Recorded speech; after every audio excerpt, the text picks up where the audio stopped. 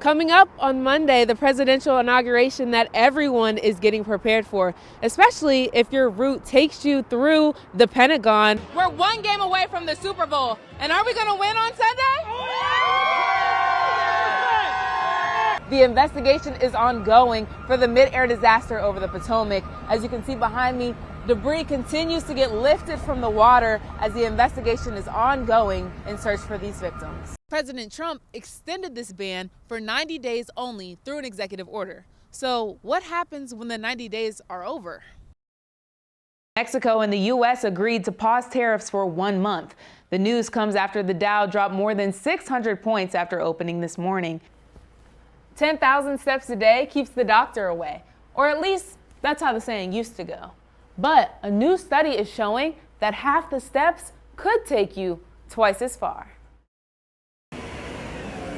While inauguration is approaching full speed ahead, some commuters say they are not happy with how this will impact their lives. Is Trump gonna pay for me to go to work? She and so many others will have to figure out a way to work on Monday amid the road, metro, and bus stop closures. And just announced yesterday, the Pentagon metro and bus stations will be closed all day on Monday as well. It's going to be a big inconvenience for a lot of us because we can't get home or get to work. If this is not a major route, why should they shut it down? To answer that question, Metro General Manager Randy Clark says the closures address their #1 priority: safety for all DMV residents and visitors. Our goal here is to perform really highly, get people safely where they need to go, and that's both from the public safety point and just safely on the system itself. In addition to the Pentagon, other major metro stops that will be closed on Monday include McPherson Square, Federal Triangle, the Smithsonian, Mount Vernon Square, and Archives Navy Memorial. These stations will close Sunday night at 8 p.m. and are scheduled to reopen on Tuesday morning. We expect big crowds, moving people around, and right now I'm anticipating a really good inauguration. I'm Kayla Farris, reporting for News 4. It's hurtful, and it almost seems intentional. President of Loudoun County NAACP Pastor Michelle Thomas is one of many outraged community members after an incident at Riverside High School. A lecture about the cotton gin quickly took a turn as students were forced to participate in a live demonstration. Black students at Riverside High School report being mocked and targeted after having to pass around cotton during a U.S. history lesson.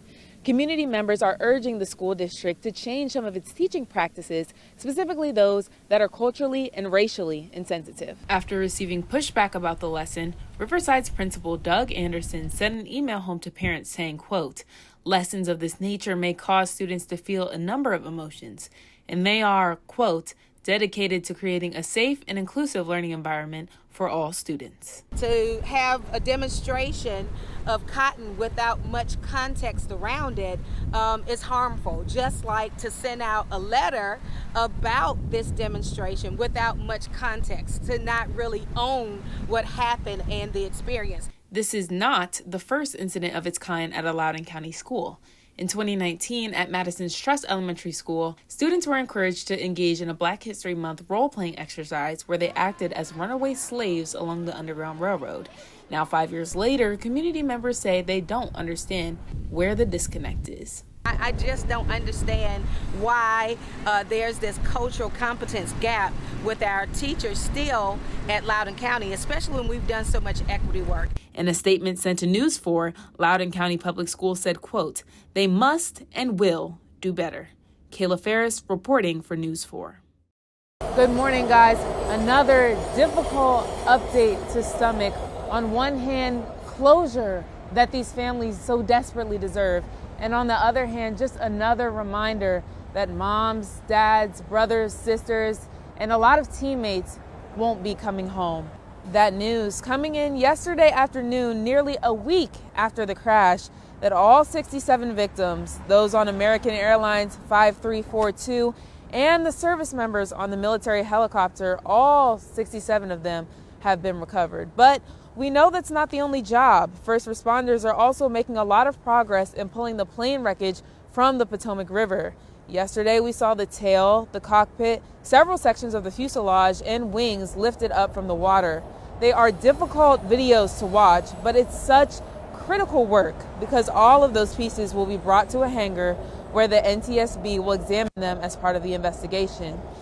After the American Airlines jet comes the Black Hawk helicopter, and you can see it here in a new up-close video shot by the NTSB.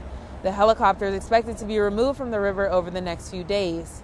And speaking of the Black Hawk, we have learned from investigators that it appears the chopper was flying at around 300 feet.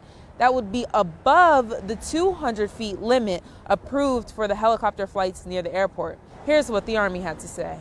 There are all kinds of reasons that you could deviate from an altitude.